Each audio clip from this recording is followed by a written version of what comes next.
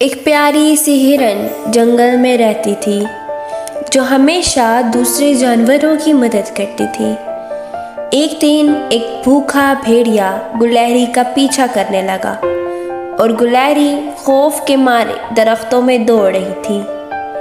ہرن نے یہ سب کچھ دیکھا اور فوراً مدد کے لیے دوڑ کر آئی، اور اس نے یہ سب کچھ دیکھ کر اپنی طاقتور ٹانگوں سے بھیڑیے کو دھکیل کر بھگا دیا اور گلہری بچ گئی۔